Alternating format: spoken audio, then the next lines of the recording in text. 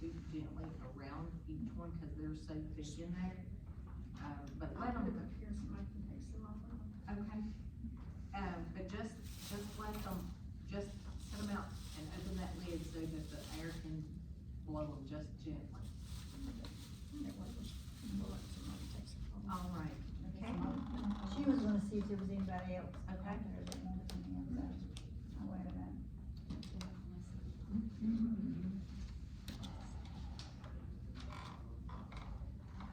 I can find all my reading material.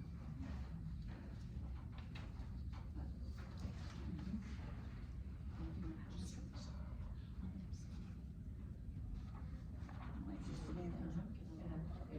right now. Used to that smooth.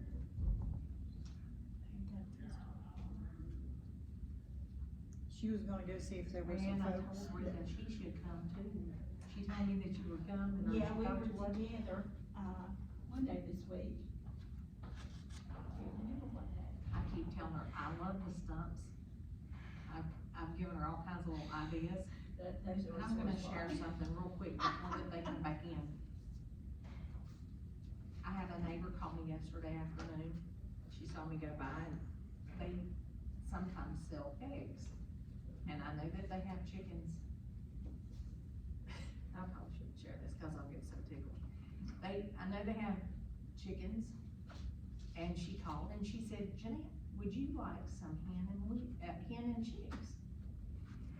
And I said, you know, and honestly, for the split second this week, I had thought I could fix a little place for some little chicken coop in the back, let them scratch around and that'd be nice. And I said, then I immediately thought, you don't want any more responsibility. No, and I said, well, you know, got this cat, and he'd probably just not be good with them. And she said, well, I've got them, I've just got so many, they're just running everywhere. Okay. She goes on to tell me her mother-in-law is no longer with them and she lived over the mountain and she said, you know, she had them, she used to put hers, she had this, huge wheelbarrow and she put a little bit of dirt in there and they did great. And then she even had an old commode that she cleaned up and set it out there and they did great. She put the Wheaties or chickens in the commode and it dawned on me, there are hen and Wheaties, the little succulents that you grow in pots. So if somebody asks you about hen and Wheaties, before you tell them no, ask what they're talking about. But that's kind of what happened to me yesterday, and I had the biggest laugh. I had to call these women, and I have told this without tears running down my face for the first time, because it hit me so funny. But she's so sweet, and I thought, well, I said, maybe your variety, because I know there's different varieties, and maybe yours is different, so I'll come and check it out. And I said, well, yours looks different than mine, yours are huge. So, I have some new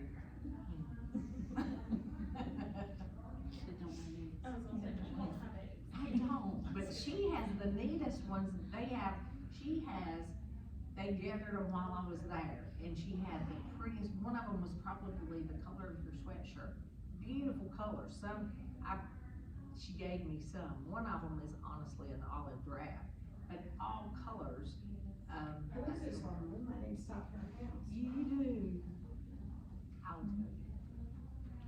It's, and you have to tell them about the eggs from the real chickens, the colors, because that's what I was saying. I've never heard it. Yeah, well, Patricia Hartsock had one that had different colors in one, but, They were green eggs. yeah, green eggs and different colors. So she's not come back yet, you think it's okay to go ahead and start? I think All so. right, we'll go ahead and get started, okay? All right, well, thank you all for coming, we really appreciate it. I am Kathy Joyce, Jeanette Hahn, Ginger Williams.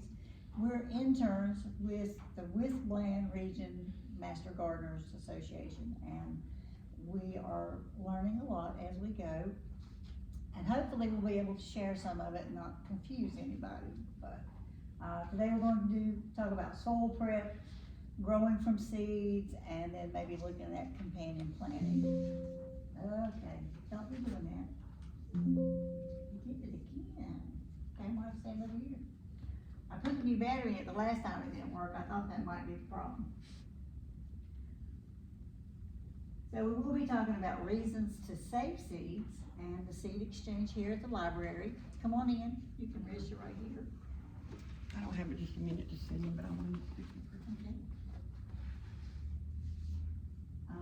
The importance of having healthy soil and growing from seeds and the benefits of companion planting.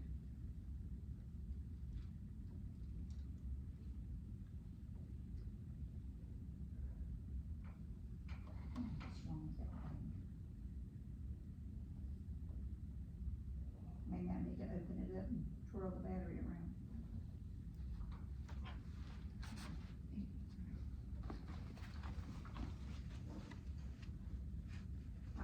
Reasons to save seeds, we'll look at that. One is to preserve the genetic diversity. Up until recent years, most of the preservation of seeds was left in the hands of gardeners and farmers. And now we get most of them from big companies, and most big companies like to narrow their focus so they're not spending so much money, so they have fewer varieties of one crop. And it cuts down on our choices. So this way, this is something that we can do to be able to keep the varieties that you've heard people talk about for so long. Saving money. Comparing seeds that you've saved to buying a packet of seeds in the garden center is not a huge amount, but the biggest benefit to it, I think, is probably the satisfaction of knowing that you've done it. Now, comparing growing something from a seed as opposed to buying a plant at the garden center has a huge savings. So, we become more self-reliant. In this day and time, everybody is more concerned about, how do I maintain my self-reliance? And this is something that when you saved your seeds, you know you will have them next year to grow. You don't have to wonder if Lowe's is gonna carry seeds or not, or what kind they're gonna be carrying. This is something that you have your own thing, and it's one small area that you can know you have some control over. Adapting to the garden. When you plant seeds, first of all, when you buy seeds, who knows where they've been processed from, but when you have them in your garden, the plants in your garden, you save those seeds, and you replant them the next year, they automatically adapt to your climate, to your soil, to our lovely red clay soil, and the nutrients and things that you typically add to that, they adapt to that, and every year they adapt a little more, and they don't have to compete with anything. They don't have to fight to get through the climate or anything else, so they're gonna be healthier and produce more. The easiest seeds to save probably are flowers like zinnias and things like that. They're easy to save, easy to dry out, to store, and they're easy to plant. And they are major pollinators, different flowers, and they attract the bees and the things to the garden, which again makes the garden much healthier.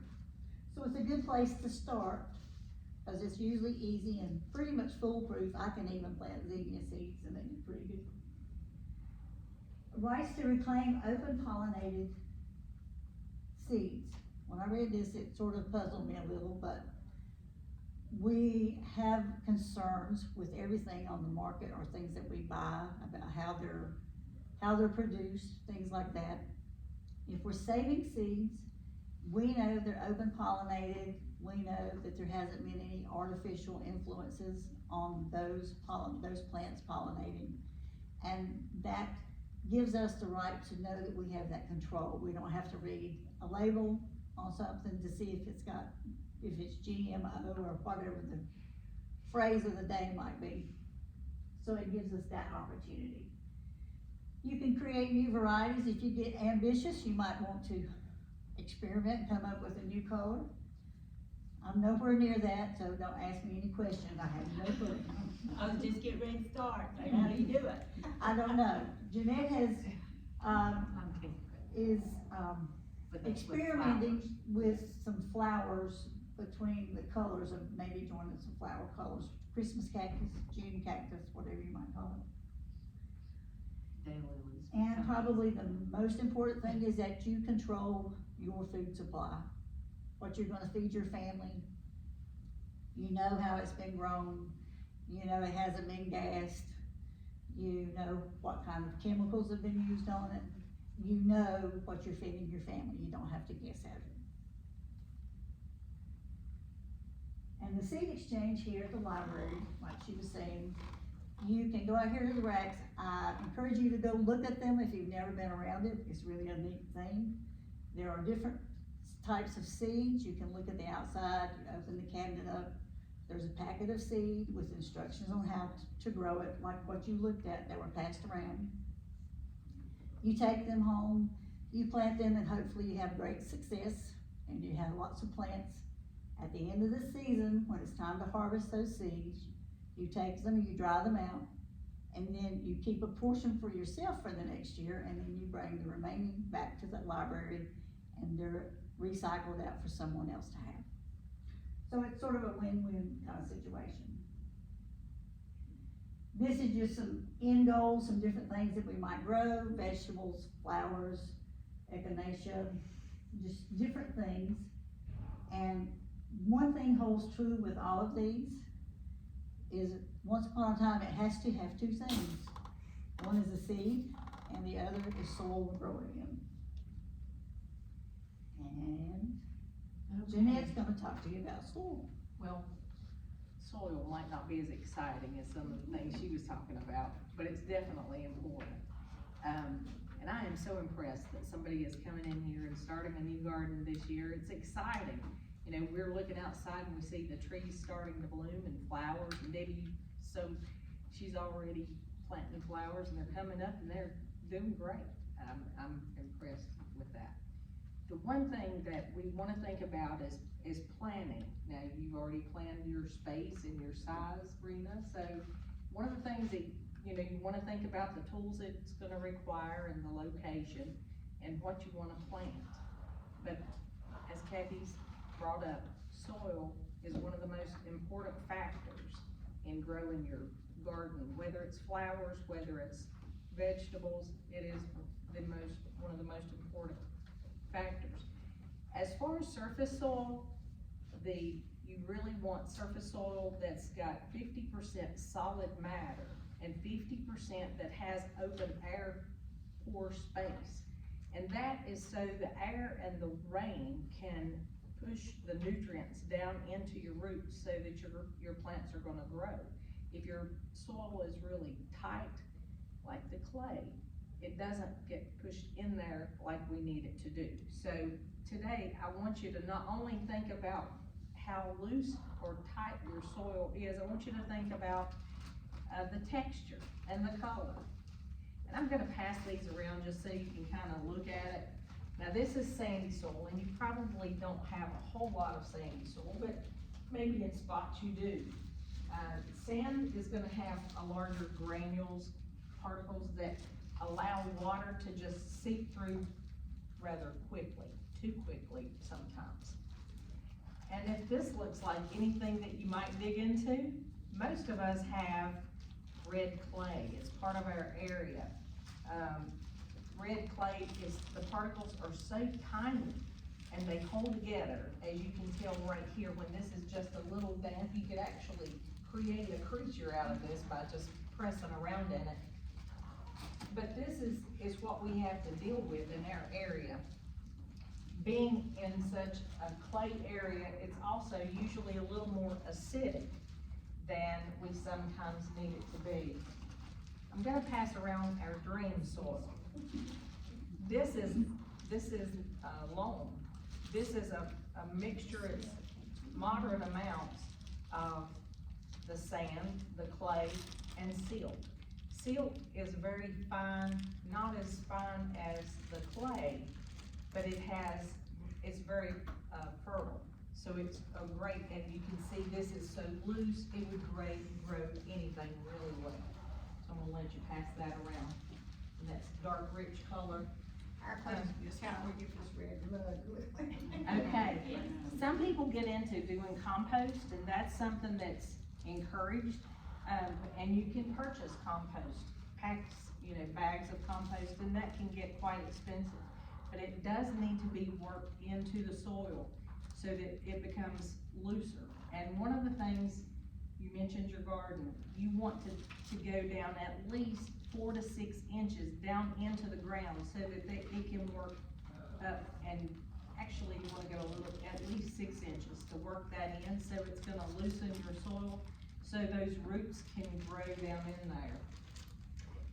I mentioned the pH. Now in your folder, you have, a scale, and Kathy, I'm gonna let you, since you're over there, flip that thing. We don't have this yet. This you have, this in your handouts. pH levels actually can affect us greatly, more than we think about. The way the measurement on the scale for your pH goes from 0 to 14, and you'll notice neutral is right here at 7.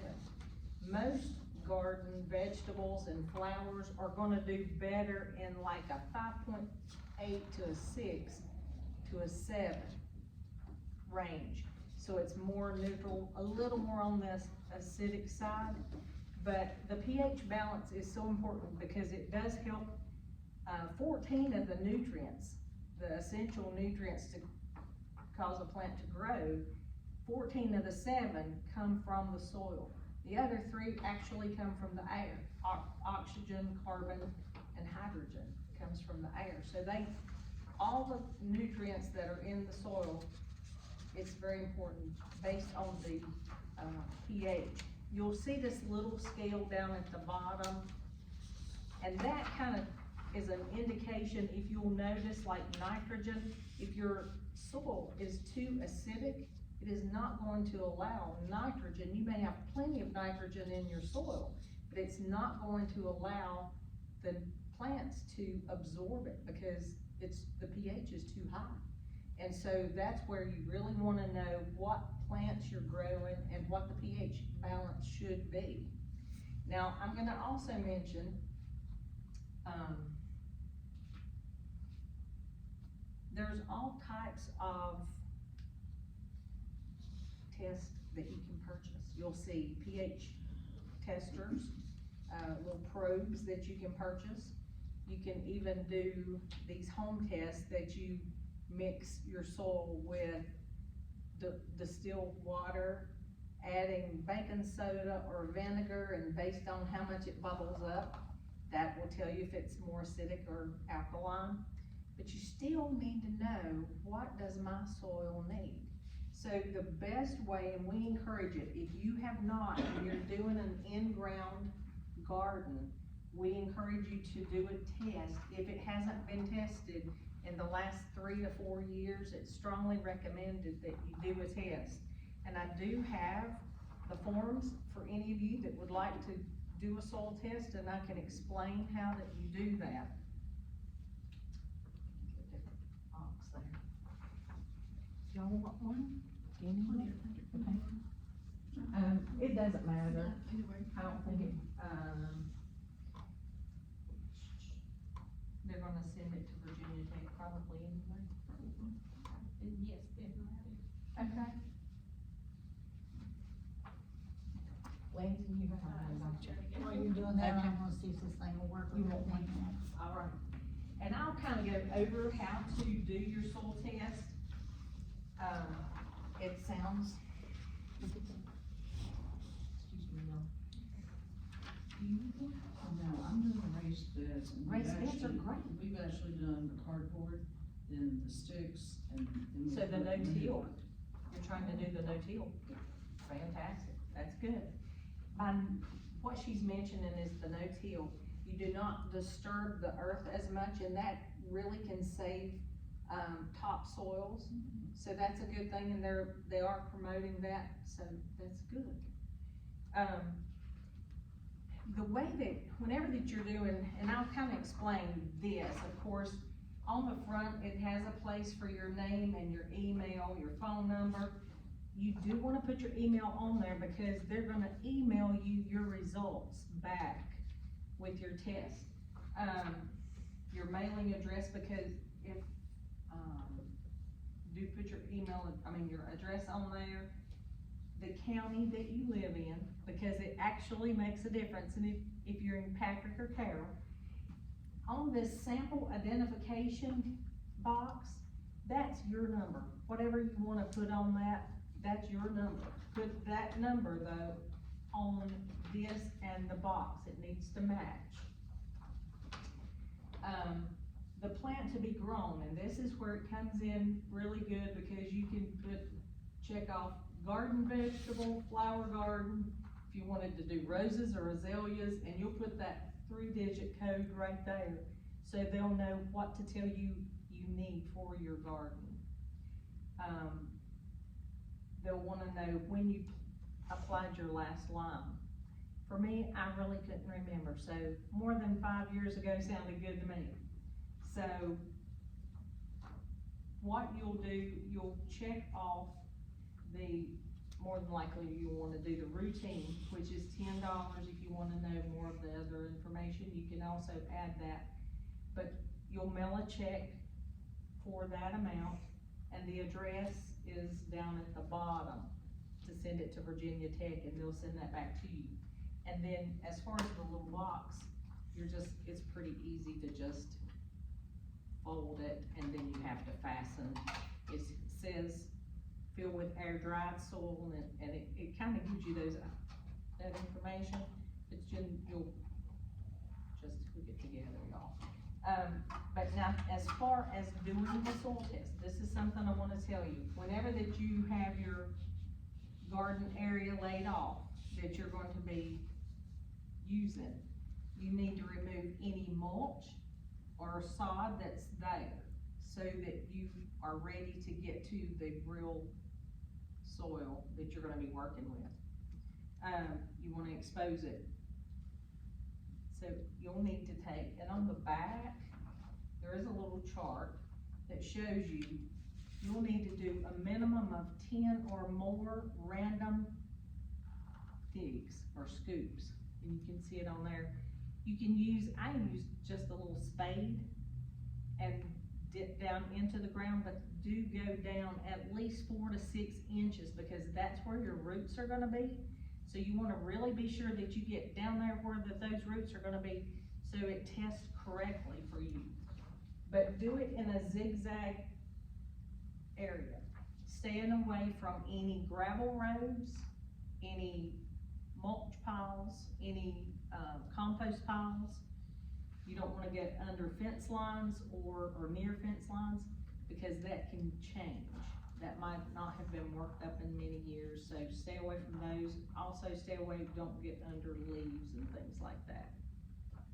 One thing to mention is, if you're gonna have more than one type of plant, if you're doing a garden and you wanna grow roses or azaleas, go ahead and take your samples, but then turn in 2 separate ones to market, because the information they give back to you is gonna relate to what you're gonna want to grow. Yeah, it does.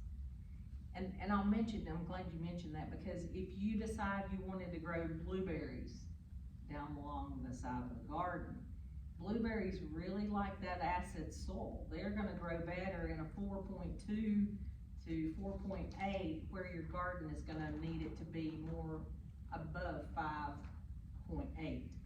So you got to keep that in mind whenever that you're growing these plants. So that's real important. Is there any questions on taking those soil samples?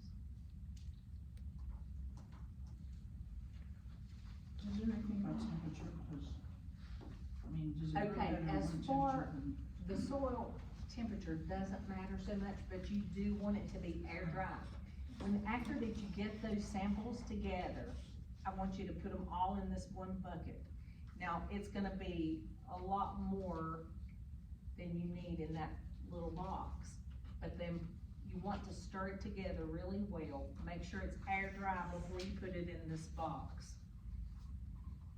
And then after that it's been stirred together well, dip it in there. Because it's kinda like you're blending it all together from these different areas, and that's law of average kind of thing, isn't it? Is that, what's the way I'm supposed to say that, David?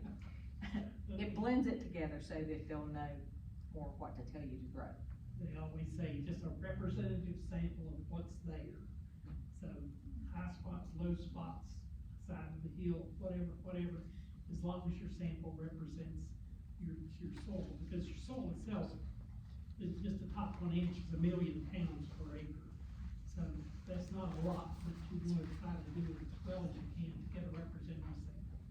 And one of the things he mentioned, high spots and low spots, if you really are on an incline, remember that your fertilizers or anything that you add, any amendments to the soil is gonna go downhill, so it's better to put more on the top of the hill, because it's gonna absorb and go down the slope. Now, that is for in-ground gardening. Now, anybody, like you're doing the above ground, and of course you're gonna need something, or probably use something besides this.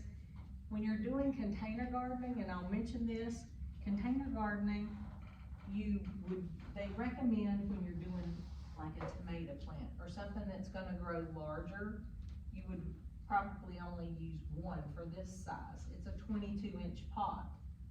But if it's something smaller, or that you're growing pepper plants, you could probably put 2 or maybe 3 in this one. And that's the thing, you have to think about the size of your plants, how large they'll get. If it's something that's gonna grow big, give them root room. You want them to have space so they'll produce those vegetables for you. Now, in a garden, water, sometimes in the summer, we don't get as much rain as we need to, or we'd like. So it's important that it gets at least 1 inch of water a week in a normal garden. In raised beds or pots, it depends on the location and how much sun is hitting it. If your pots are sitting on a concrete area, that's gonna add more heat, so it's gonna dry out faster. So sometimes you need to water pots once a day or twice a day even, just to keep the moisture in there. Now they do not have holes in them, but it is important, before that you plant anything in a pot or container, it needs holes in that bottom so it can drain freely.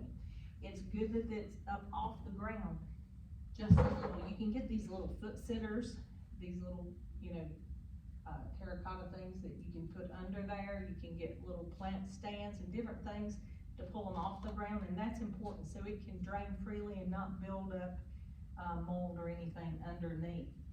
As far as having something you can use inside your pot, you can use gravel, you can use styrofoam, breaking up pieces of styrofoam. We drink water out of bottles all the time, so this is my way of recirculating these things. I recycle by saving my bottles. If I have a smaller plant, I usually take these and take the lid off, scrunch them down so they're small, because I still use these bottles. And it helps your water drain through that soil so it doesn't build up. Remember that your soil, even in the garden, out in the ground, your plants can actually, if they are in too much clay and they don't have anything to help drain underneath, they can actually drown, and their symptoms look almost identical to one that is still thirsty, because they start wilting and look so sad, but it's because their feet are flooded. They need space and air in there. And the thing about your soil that you're putting in your pots or your raised beds, you can purchase, to start seeds. Some of the things that you can do is you can use sphagnum moss and vermiculite. 1-to-1 ratio is perfect. You'd mix those together and start your seeds from that. You can use seed starters, and most of your seed starters, it's gonna have vermiculite or perlite in it, so it's gonna have And usually it'll have a little bit of a lime or some other ingredient in it. And you'll notice that it's, and I'm gonna pass these so you can just touch and feel. Of course, this is the sphagnum moss and the vermiculite that you can mix and do your own. But I want you to notice, I'm sending around the potting mix versus what you can use as a seed starter. You'll notice you never wanna start seed in potting mix because it's larger. After your plants are a little larger, you're gonna be okay, at this beginning, it's too large. So you wanna do it in something more fine. And to water your plants, Ginger's gonna go over more of that with you, on taking care of your seeds and all that as you get into starting your seeds for your garden. Does anybody have any questions at this point? I kinda like fast enough, what did you say, the seeds don't use potting mix? Do not use potting mix, use a seed starting mix. Or you can make your own by using vermiculite with sphagnum moss. Yeah. Now, about fertilizing those seeds, now Ginger will get a little more into this as well. You never wanna use full strength fertilizer, and we would use a liquid fertilizer on these little seeds, and you can start doing that for yours. But I would halve it, you don't wanna make it too strong, so just half the strength with Miracle Grow or whatever you choose to do. Just do it very mild until they get bigger and they can be transported into their own pots. All right, and I think we're gonna Keep up with Oh, friendly medias. All right, the drainage, and I just went through it, sorry Kathy. That's okay, I was just sitting here in la la land. Okay, Well, we're gonna go from soil to seed. And I'm gonna get Jeanette to kind of blend in with me since they do go together, don't they? Because that's what we're needing both of. In just a moment, I'm gonna give each one of y'all one of these because what I want to do is actually, we're gonna plant a seed and have it ready. And we're going to talk, just briefly, I wanna talk to you about getting our seeds started inside, prepare them to transplant or outside. And you can go straight from the soil, like I'll plant things right out in the garden, but you need to be ready. It needs to be May, it needs to be time to go straight into the garden, or otherwise you need your indoor plants to get them ready and get them hardened to take outside. So I want to talk about gardening just a minute. Gardening is, actually, it can be a lot of fun. It's also a lot of work. But it's also great for families. It's good if you have children, you can get your kids out there if they will and get them to help with all that. But it also can be expensive. So one of the reasons when Kathy and Jeanette both was talking that one of the reasons, there's a lot of good reasons to get your seeds and start with seeds. One of them is because of cost. I was just telling them earlier, I had went to a store yesterday and I saw a tomato plant that was about yay high that had already been started from seed for $8. And those are just not coming out. I can get this pack of seed right here for $1.45. Now I might get 25 plants out of this right here and start them myself. That's including the seed, the containers, which we're gonna talk about, and the mixing soil that we'd be using for that, or the mixing the seed soil. So what we wanna do is find out the whats, the whens, and the whers, and start up today with that. And that's where I'm at today. Start with your seed indoors. So when do we start seeds indoors? Well, with a packet, and that's, I think Jeanette, I'm gonna go ahead and hand those around. Because actually, your seed packet is a world of information. I'll get these people right there. I'm gonna have to teach you to eat tomatoes. I'll give her a different one there if she No, needs that's it. okay, we'll learn to make sauce. Okay. They love these other things with tomatoes. They just don't eat tomatoes. Not raw. On the back of your packet, you're actually going to be, we learn from our packets, and lots of times I think we take them. I could try to get one. Lots of times, I don't know about you, but in the past, I used to get my packet, get my seed out, go ahead and plant it, and the packet itself was kind of done then. But if you're just starting your first garden, or if you're just starting gardening, I think it's great to keep these packets, and even if you don't want to, but if you wanna keep them, I've heard of people fixing a log book, and they'll actually stick those in there and they log what they did that first year. Then they can look back and see, gee, did those seeds do good? Did they work well from that company? Did everything produce, pretty well with that? And that gives you some information to keep on down the road to see if you wanna keep using those seeds, or if you didn't even like what you got with that. It gives you more information how they did. With that, like I said, you can always put them, I do this, I put my packet on a stick with what's in there, I put plastic over it, and I actually, if I'm doing seed starting or out in the garden, I'll leave that until I see how everything's doing. Now that's just me, you don't have to do that, but it helps me to keep up with what I've got, and also, like I said, hold on to that packet we're gonna talk from, it's like your book today, okay, from the back of that packet. I'm gonna get Jeanette, because she was talking to you about soil, your garden soil, and you're doing raised beds. Is anybody else doing raised beds or pots? Okay, good for you. Yeah. Good. I do a little bit of several. I've got an in-ground garden. I've got containers this size and raised beds that's up on racks. And each one is different because you're using different types of mix to go in them. So I want to talk to you today, and that's where we're going to go, about when to start indoors. On the back of your packet there, your teaching guide, it should say, a packet of seeds, it will say, start indoors. 8 weeks before, yours might say 6 weeks before, mine says 6 to 8 weeks before. If you look right on it under instructions, and I know that's itty bitty writing, so can everybody see it okay?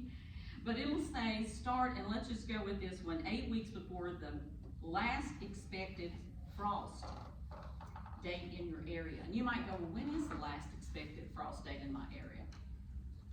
There is, and I think it's up on there. I'm not sure, maybe the next one, yes. The areas that we live in, the zone that we live in, and we're gonna be right there about 6A. I think Kathy, she's closer to the North Carolina line than you guys, so it's a little different. But if you look in your zone area, it will tell you the times. On the back of your packet, it's gonna have the United States, and it's gonna show you areas for Virginia, but it's gonna tell you around the times that frost, or maybe not on this, but the zone of the garden and the ground and stuff. But you're gonna have, getting ahead of myself on it, when to plant as far as when the last frost would be. Now for us, let me just say, I'm guessing between May the 1st to May the 15th, and we could start planting outdoors from May the 15th from there. So it's saying on your packet to start 6 to 8 weeks before the last frost. So with that, you would count backwards 8 weeks before that, and then we would start 8 weeks, like now, let's say today, because tomato plants, now I love tomatoes. So if I was gonna start my tomatoes, I would go ahead and start my seedling today, or tomorrow, or the next day. That would be an 8-week period, according to my packet, from here until the time I could actually take my seedling that I started outside and put it in the ground, or put it in my container bed. You may have a lot of room where you're having a big garden, or you may have to put your plants on a patio, like he was talking about. It's just a container and such as that. You can get a lot from a little, when you said that a few minutes ago, you can get a lot of produce from a little space if it's kept weeded and kept watered and everything is going well with it. So things to consider just now, just before, if you don't mind popping back to that one, Kathy. Things to consider is your containers, if you're not planting in ground, is the right spot. You need sunlight. Sunlight is essential. It's like your soil. You've got to have sunlight to grow your plants. So looking to see, is my garden where that it's going to get enough sunlight? Is it where it's going to get good drainage? Jeanette was talking about draining off the side. It needs to be sloped a little if it's outside. But you need to have the right place. It does need to be moist but not wet. I wrote down plant, not bury, and we'll talk about that in a minute. And wet but don't drown. So we wanna make sure that as we're getting ready to plant this seed, that we've got the right place, a good location that gets sunlight. I've had a garden surrounded by trees before, and it's not the best idea, but it was the only spot I had. So it knocks out a lot of your sunlight, so you need that.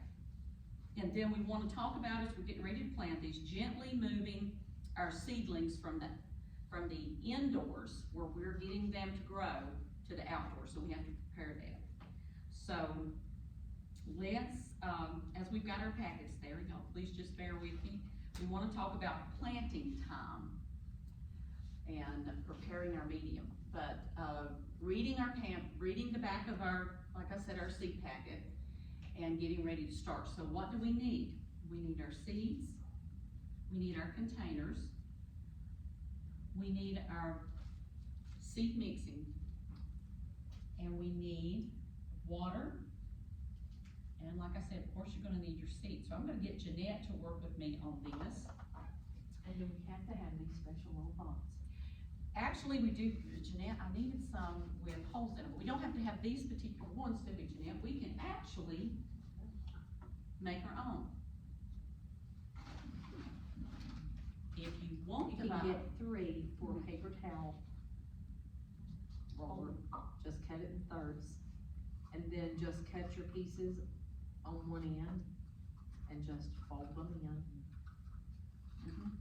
Toilet paper, you can make it 2, but it's gonna be really short, so, you know, you can get by with it, but probably won't. use these two, can't you, Jeanette? You can. And actually make a tray like She this. has made a tray up there by cutting this off and just putting it under it, it'll help kinda hold. And if you're using the styrofoam, those will work well, but you definitely have to have that hole in the bottom, so punch your holes in this part before that you put your tray underneath it. But Absolutely. it's just a little less expensive than purchasing these, so. And then the mix is important, and it's the difference between using your soil foam in your garden. We need our mix it to be something like she's been talking about a few minutes ago, that little seed, okay, I'm a nurse, so I think about a baby, it's not capable of handling a lot as it's growing, so you have to go at it slow, okay? You give it this kind of food and this kind of food. If I stick a seed in a really hard soil, something that, like in my garden, because my garden is clay, and so it's harder for it to get started. It has to fight a little more. So Jeanette, what do we have in this right here? This is a mix that you've come up with here. Okay, now this is one that I purchased. It's like, it's actually Sun Grow is the brand. They use it at the high school because it does have, it's made from your sphagnum peat moss with your vermiculite or perlite in this one. And this also has the same type thing that I was looking at the difference, and we could go back several screens and it tells you on here, I think, this one does have just minute amounts of nutrients in it. And this has lime, I noticed, in it, a small amount, and that's just to help with the pH balance to keep it more neutral so that your seeds are gonna start well. But that's what this is. And you can certainly use that sphagnum peat moss in the vermiculite or perlite, just 1-on-1 ratio, and mix it up and put it in there, or you can purchase these bags. Now that does not have the nutrients in it. This one does have just a small amount. That it's gonna need right now, that it needs for the seed. That we're doing this to kind of get you to think, some things in this is not, that we're gonna need to add later, fertilize. Right. But we need it less, like you're saying, and that's what she was talking about, half strength whenever we start them out. After they've germinated and they're up the size. Do you wanna show yours? Debbie has come in with this, I'm just so thrilled to death. She's come in with these flowers. Can't get it out. So I wanna know, did you buy this kit or did you come up with this? This is mud cake. Nothing mud She cake. did it herself. My sister-in-law was doing some things like that with most. Okay, and I think this is, what did you say, This is zinnias? And this is amaranthus. Okay. Tracy loves amaranthus. I and it's expensive. Yes. So So, we won't grow our own. You can see that she has these, and thank you for doing this. She has, grown these and she was asking, what do I do to make them strong? And she's gonna sit them out like this, keeping them watered. Let me bring it back so you can see too. But you'll notice how tender they are. So you wanna sit them out so they're gonna have some air, just a soft airflow, so that they're gonna become hardened off, as Right. Ginger was saying. No, you're good. But I think this is, we always wanna be careful when you are transplanting to go from this into its own. Do not pick it up by the stem, because that can bruise your stem and affect the nutrients from being able to go into your plant. So scoop underneath it so that we don't harm it. One other thing you can do to harden them off, if you've got them sitting inside somewhere, if you take an oscillating fan and have it at a distance and just sort of let it blow back and forth across them very gently, it will strengthen them, you know, they'll learn to be a little sturdier as well. So when you say burn off, That's toughening. I thought it meant like that's the part at the very end that you have to take them outside every day and give them whatever and then Yeah. bring them back in and do that like every day. It is good to do that, only just do that if it's too cold to put them outside at night. I've had some that I have been tinkering with for a few weeks. So I took them out until we had that cold 27 degrees the other night and 30 degrees, and I brought them back in, but I just set them outside and I said, okay, smell pretty, and they've done well. They're on my back deck, they're getting sun, the morning sun, and what I've got them sitting so they're gonna be somewhat shaded after probably 12 o'clock. They don't get any sun where they're sitting, but the air from outside has been good, but they're getting strong. So they're ready to come out, and it's actually some rhubarb that I had in there. But you're bringing them back in at the evening. I'm not now, as long as it's not, now, at the first I did. Okay. Whenever, you know, the first few nights, if, you know, just bring them back in, but they've been out, they're really ready to go in the ground. My ground's just not ready for them. That's my problem, so, but that's something that you wanna, you know, as they've been out a few days, and it's not gonna be really cold, if it's 40 degrees at night, leave them out there. They should be, after they've been out for a few days, they should be fine. You agree, David? Jump in there if I mess up. To get our seed started, just to, we're going to dampen our soil. You've got your little pot with you. Your soil, our mix it. We're gonna dampen this, get it wet. I went by and got me a little spray bottle, but you can do anything to, like I was saying before, those, $8 plants, try to stay, you can get a lot of things for less, but something where you can both use to,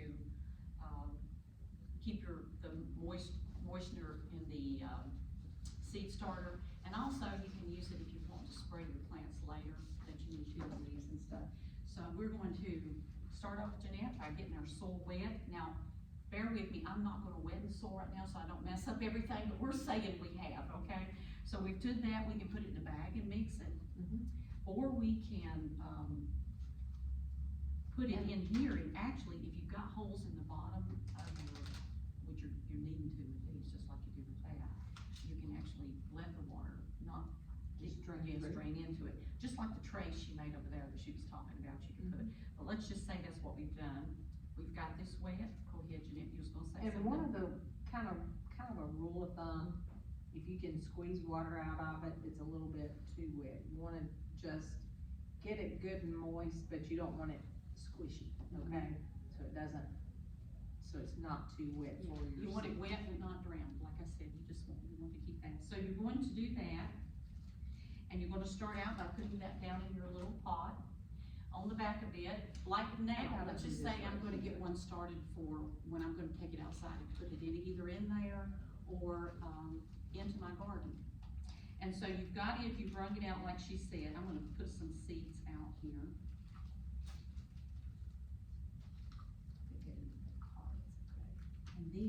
also got some, I've had two, these are cayenne peppers, itty bitty little ones right here. And the reason is because the depth, when I said a few minutes ago, you don't want to bury your seed, you want to plant it.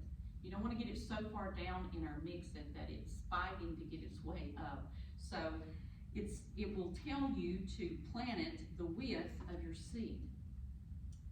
And if your seed is the size of this little cayenne pepper, that is itty bitty, isn't it? I've got a little stick here with me, and the reason is, we went out to eat the other night, we found these sticks down here, Jeanette. So, Everybody go get you a hamburger. and With don't sticks have it stuck to in the top. use, that's right. So after we've done that, we're going to plant our seed down in there, aren't we, Jeanette? I said, oh, y'all, I am the worst to come up with a reason that we should save something. You did. I promise I'm not a hoarder, but I sure do try to recycle things whenever I see, just like you did. It's a great idea. Well, what we did, we took a bar quilt class a couple of years ago, Mm-hmm. and they had all those little stir sticks and do all kinds, so every time I went in the restaurant, they had a coffee stir stick. That's a Yeah, reason for well, it. there's a lot of it, just like when I was saying this, my sister-in-law actually took some old blinds and she made these. And so I just use them to put in your pots, and you can do it at the end of your rows or whatever you wanna use them for, or not at all. But you do wanna put, like, Jeanette's got this here, we wanna put down what we just planted and the date we planted it, because if you're going to get ready for it when it's hardening, when it's time to put it out, you're gonna know about the time that you started it, which should be on there. And then 6 to 8 weeks, and then that may vary just a little, but you'll have that on it, so you're gonna stick that down in there. And Jeanette, we had our holes in there, and we've got it wet. It's gonna tell you also, put just a little bit of your mix-it on the top of that, shouldn't it? And get it moistened too. But, because we do. put one seed in there? You need to put 2 to 3. I just put 1 in there right now, but 2 to 3 in any of these starters. And if you have, if you notice as it's growing, one of them is taken over, 2 of them are maybe taken from that one, clip that back. Don't try to pull something out when you've got 3 little plants coming up, because you may actually uproot the good one, the stronger one there, and kind of mess up the strength of the main one that's in it. So you've got it in. Let me go back to my stuff here, I'm getting ahead of myself. Cover the seed with some dampened, moistened potting mix. And then you wanna recheck, and like I said, this packet right here is gonna tell you a lot. Keep looking back on your dates and stuff, but I look, whenever I have put these in the window, I found this place, that's where we're going. I found a place, and we want to label them, we wanna put them in a warm, humid area. Now, I had a tray here, and you've probably seen them in the grocery store. They got like 24 littles, and you can pop them in there. Well, I don't have one of those, but I do have one like this, and you have them all together, only they're, they may be plastic or whatever they are. So you want to put that in a place where it's gonna stay warm. Some people have, and it's in, I think, our booklets and stuff, some of them we've seen, but you can put them like on top of your refrigerator. The only thing with me is my refrigerator's over here, my window's over there, and you're gonna want to have it where the light is coming in, or artificial light if you got fluorescent light, but they do need light. Some of them stand up to 10 hours. But you wanna make sure that it's warm, the temperature is warm. You wanna make sure that it's in a light, and your little container you had that had the little plastic over the top, the moisture is important. And because they dry out very quickly if they're left like that. That's another reason that a lot of them will use the spray bottles to spray them, or to just, to mist them, yeah. But you can move the container to a warm, it says draft-free spot, and then check it. I go to my garden daily, I mean, much less these pots, but I go out to the garden and check what you've planted to see if anything is wrong, if it's, like you said, wilting over, or if there's any movement. If it's too dry, take your finger, check the corners, see if it's drying out or not. Heating mats, if you're in a place and it's starting to grow, it's already, let's see, 5 to 10, like 10 days, it's already germinated. You see the leaves coming out the top. But if you've got it in a place, or even before that, it needs more heat.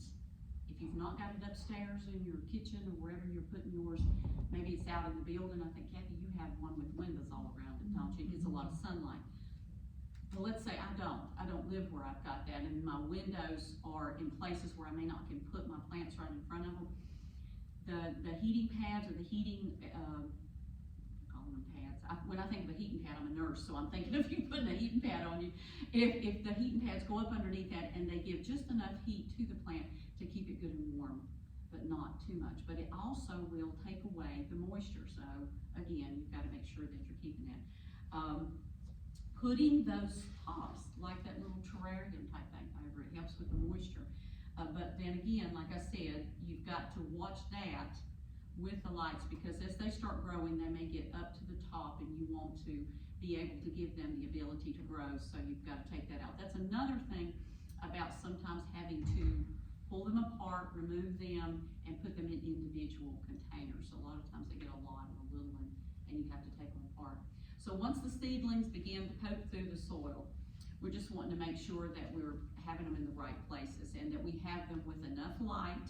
Seedlings, just like we're looking up here, you gotta add light sometimes, monitor the growth, keep them moist. You wanna know that you've got enough water coming into them. Keep the lights close to the seedlings. If you don't have a window, if you don't have a place where you can bring lights down to them,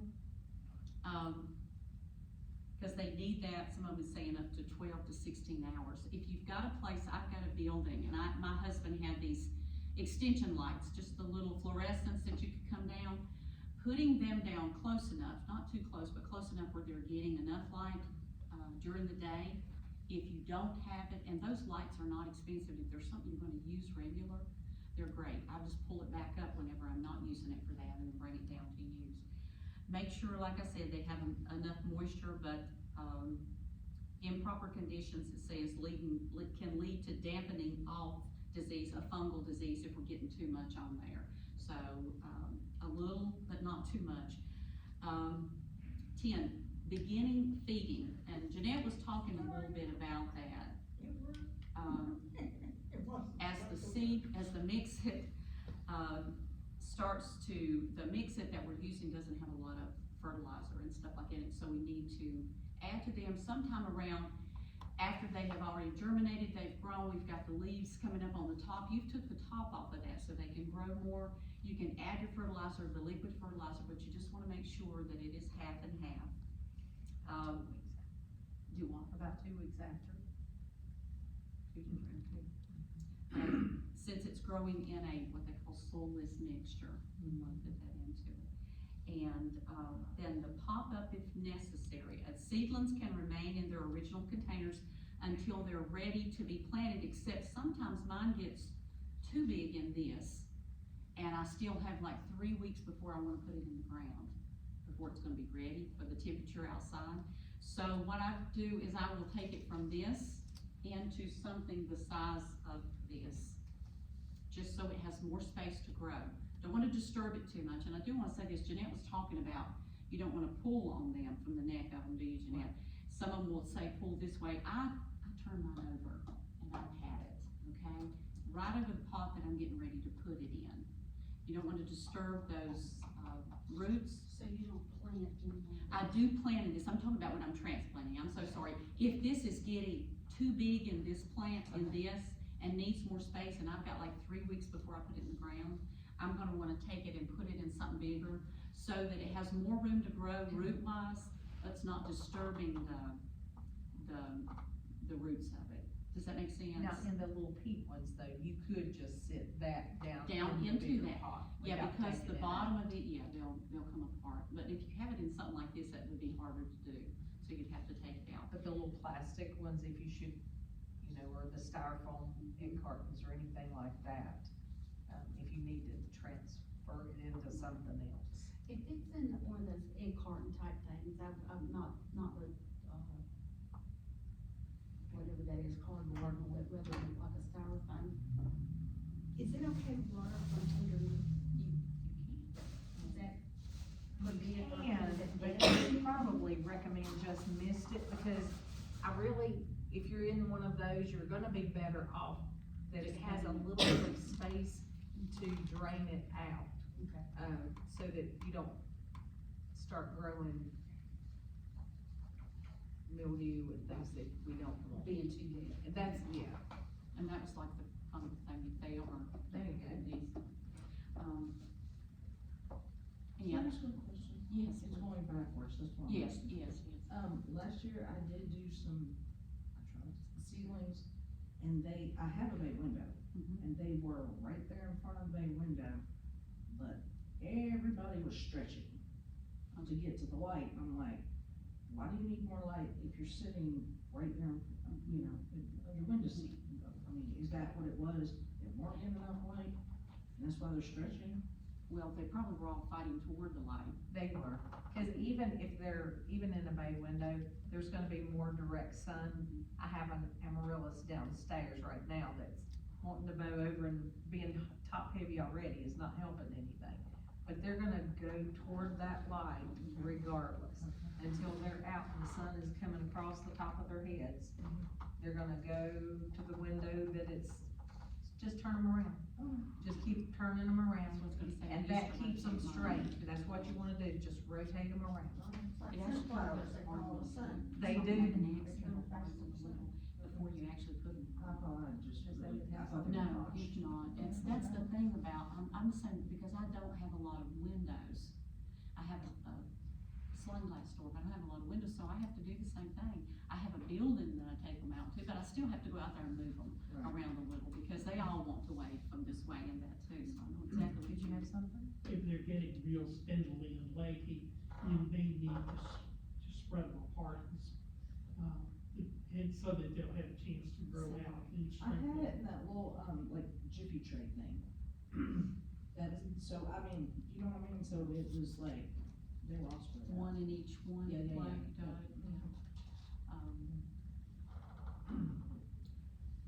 What were you growing? were the tomatoes. Oh, no, they weren't tomatoes. That was a long time ago. I think it was, peppers. Okay. Pretty sure it was peppers. If they get large enough that they start having leaves, one thing you can do, first ones that'll come out, there'll be one here and one here. Right, that's where they were at. Then eventually they'll get to where that it's a matched pair, and when it is, you can pinch that off and it sort of sturdies them up if you're rolling up past it, but if they hadn't got to what they call a true set of leaves, I guess, Getting them outside just to Yeah, get I was that gonna air, say. that helps so much because they will become stronger. Yeah, that last part, that hardening off kind of goes to where we kind of jumped ahead, but the hardening off, I love it. It says by the time the temperature warms outside, it's good as, once it gets to the germination, it gets big enough to where, because those first couple of little leaves are kind of like the seed coming up with it, okay? So, once it gets the true leaves, like you're talking about out there, like Jeanette was saying, the more we can get them into an environment that is where they're going to be going, the better off it is, but you don't wanna get them there too quick because they're not, it's like a baby, like I said, you're putting it out before it's ready. And it's coming up against elements it's not been accustomed to, so that plant is needing to harden. So when it says when the seedlings are large enough to plant outdoors, we start preparing them. So the wind outside can mess up your plants especially if they're spindly like that. I've done that before too quick. So we move them to I don't know, Jeanette, exactly where you have it. It's saying a shady shelter, a spot. Underneath where I have some raised containers, underneath it, it's leafy. The leaves have got underneath that. I put them under there, in the evening, and just little by little, I'll bring them in and out. I'll put them out for a little while and let them get some of the air and some of the cool, and then I bring them back. Not too much, I bring them into the building that is cooler, but just enough to get them for about a week. And then I'll start putting them back out and putting them in the sunlight more. But if I'm not careful, like it's really windy where I live. It seems like I pick up all the wind coming off the interstate, so it can knock mine around real early. And it's actually saying increase the amount of outdoor time, but some of them have to go a little at a time because they just can't handle the temperature, they can't handle the wind, it's just too much for them. By the end of the hardening off period, it's just letting you know you can uncover them. You want them to be able to thrive, so from the hardening off to the transplanting them in the ground can be anywhere from that 2 to 6 weeks or 6 to 8 weeks, depending on where they are. I'm gonna end with this right here. Wherever you have got your growing in, like I said, I've got an in-ground, I've got, you have raised beds, whether you're doing containers, it's important that your environment around you, what they're up against, look at everything. The amount of sunlight is super important. Water, important. Whether it be rain, whether it just be you watering them, the sun is important. The things around it, that, like you was talking about deers, all our little environmental issues that come up around those, all of that is something to be watching for before you put your plants out there and get them started. So, She mentioned deer, I'm gonna turn this back over to you real quick. She mentioned deer, and I'll mention one thing that I had someone tell me that does help, but it's not gonna be a long solving thing. But she uses fish emulsion. Now, you gotta keep in mind, fish emulsion is higher in nitrogen than potassium or anything else. It's like a 5-1-1. So it's gonna give a lot of nitrogen, it's gonna make your plant grow, but I would dilute it. Again, dilute it strong, half to a third. You gotta dilute it so that, What but is that the puts out application? I mean, it's going directly on the plant or? water it with it. And that's gonna put out this rank smell that will help, but it's hopefully. And it's not gonna hurt your plants. Now, I have, I'm gonna mention this one plant. I have a son that's in this kind of business, so he has started using a systemic product on their landscaping plants. Reflex, I believe is the name. You can get it right now. I think 30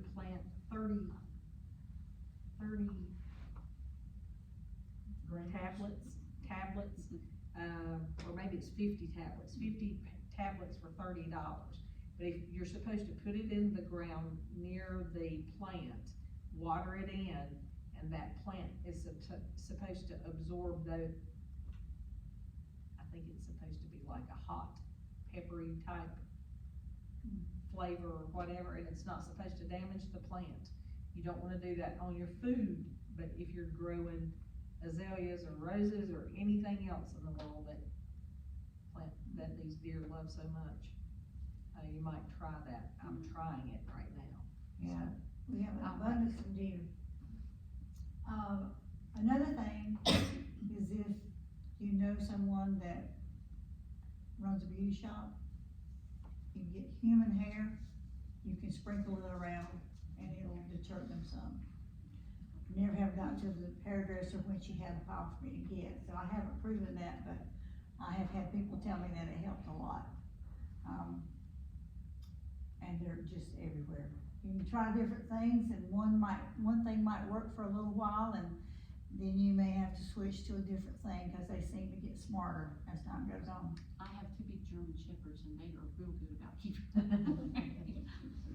Actually, my husband's on dialysis, and the nurse told me that, that we had a bunch of unused solution, and she said that we could use the solution, not obviously the spent solution, Right.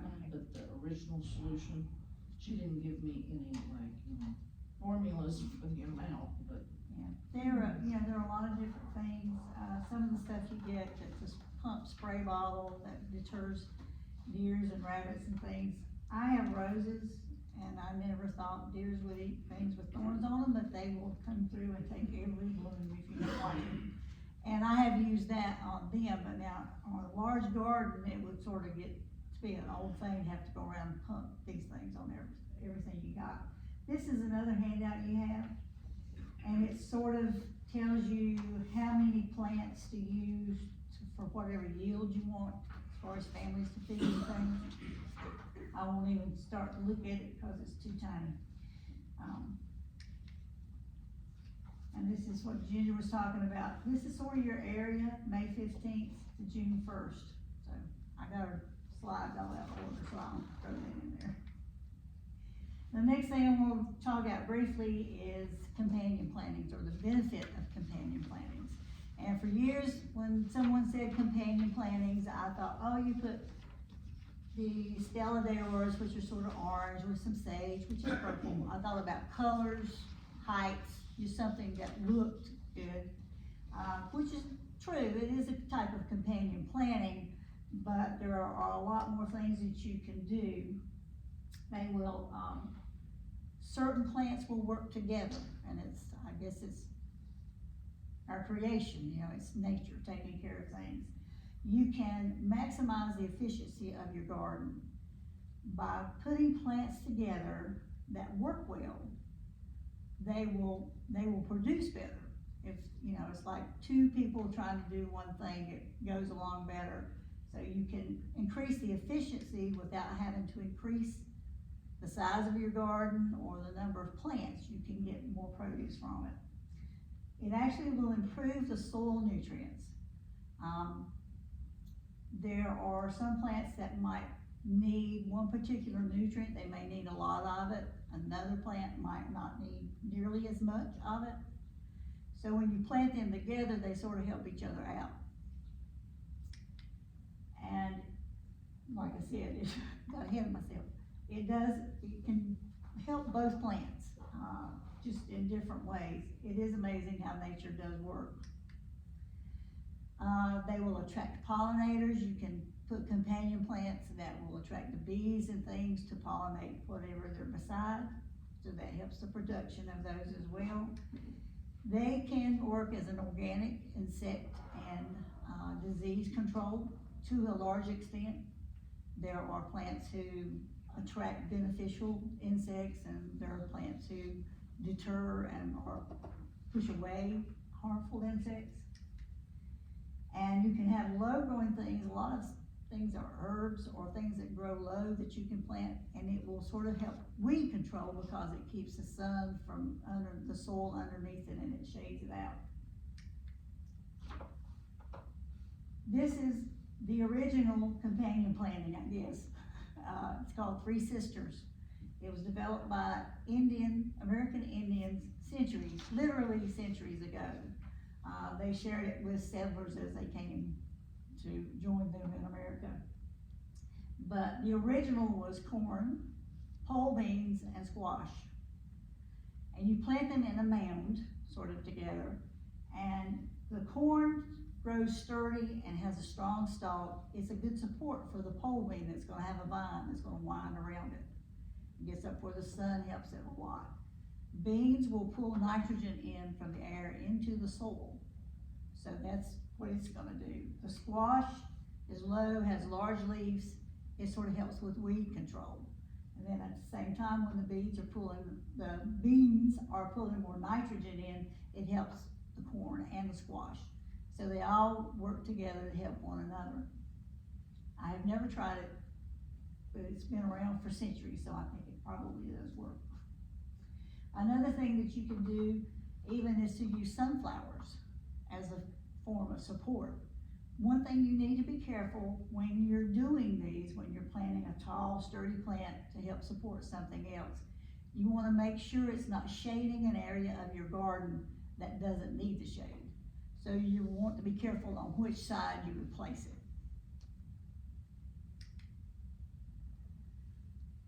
Again, pollinators.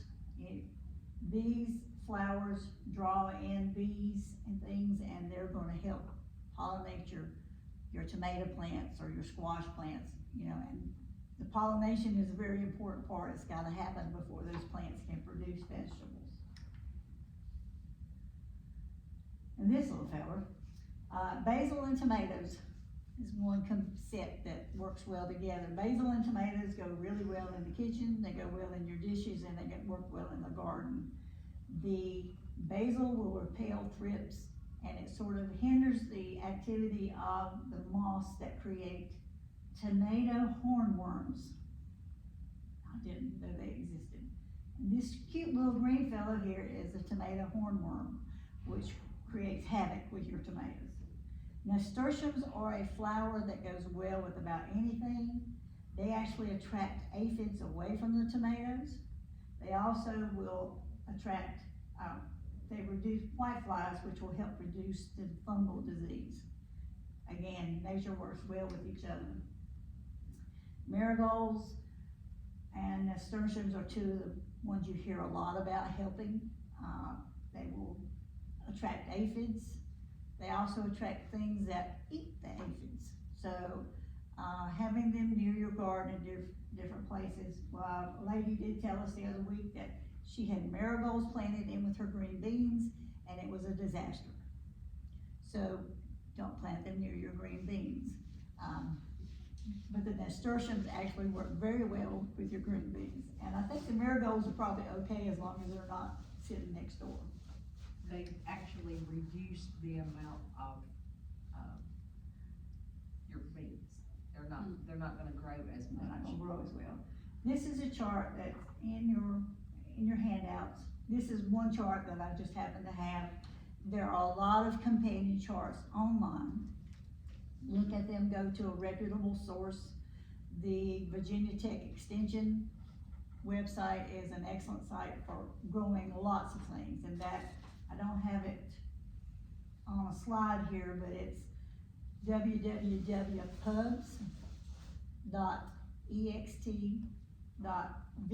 www.pubs.ext.vt.edu. That's for publications, extension, Virginia Tech, and EDU. I'll be glad to give it to you so you can write it down later. But they have publications on just about anything you want to know about growing vegetables.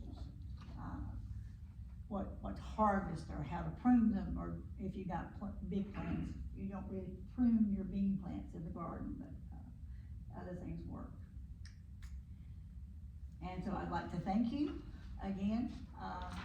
Hopefully we've given you some information that'll be helpful to you in some way. Some of the stuff we've gone through pretty quickly, and we'll be glad to answer questions if you have them. If we don't know the answers, we can probably direct you to a resource that you can find them, and one of them sitting in the back corner. This is David Danner.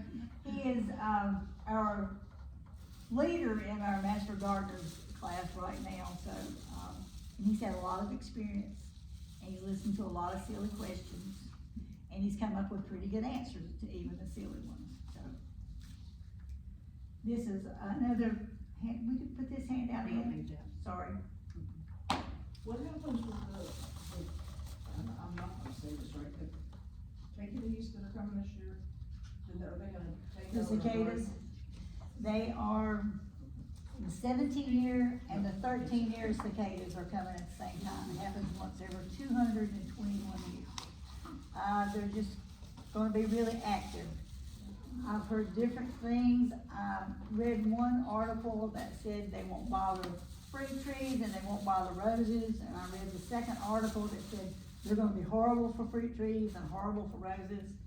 I think basically where they lay their eggs into the limbs of different types of shrubs and trees, that's where they do permanent damage, because they will kill off that limb. So it has to be something big enough for them to lay their eggs in, right, David? It just splits the limb. Usually the twig. And, and after, when they've been around, you're gonna see like a limb that's just sort of like this, and it just looks like for some reason it died. Cut it off, burn it, or get rid of it, because Burning it's it got would be the the best eggs. thing. Get rid of those eggs. I love to burn things when I'm trying to get rid of them. Think about fire, and I do live in the country, and we have a huge fire pit. So I don't know what you can do exactly, because the ones that are gonna be coming are coming out of the ground. Because the eggs drop from the trees and into the ground, and they're absorbed, and that's where they stay while they're just waiting to come to the surface and attack, You sort of can like, use or net. zombies, or That something. will help, Cause but I just have two, they've been living in Atlanta like 200 years. you can actually, and I didn't bring one, but I had purchased, these netting, and I tried it on, fit me perfectly. It did. But you can actually purchase these bags with drawstrings at the bottom. If you have a plant that's gonna be about my height and about my width, it fits good. If you get the 3 by 5, fit me good. But for something you're gonna put like that around your plant, you've gotta make sure you bring it all the way around and in against the trunk of it. those can protect you from aphids and other things, some of the moths that Not turn into really aphids, mean because I worms. think they could probably get The inside. Japanese beetles, does it? The protect? Japanese beetles, it would help. Yeah. Aphids are too small, they won't go through that little mud thing. And Japanese beetles, They won them last year. I've Yeah. tried the little traps, Mhm. I don't recommend them. They work, but then you have all these dead Japanese beetles hanging around in your trees, and it's not a pleasant aroma. Oh, It doesn't even really? keep the deers away either. Oh, shoot. Okay, Alright, let's see, I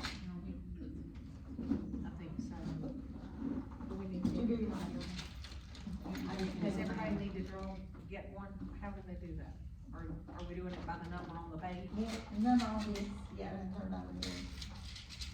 And I put several in, and I didn't David, go back and Would take you them like out. to draw one of the numbers? We're gonna give about the following. Yeah. The group was mentioned is the With Lake Region National Gardeners, and that's where we started out in 1999. We offer classes almost each year. Some years we just didn't have enough to make up a class, but it's open to everyone. We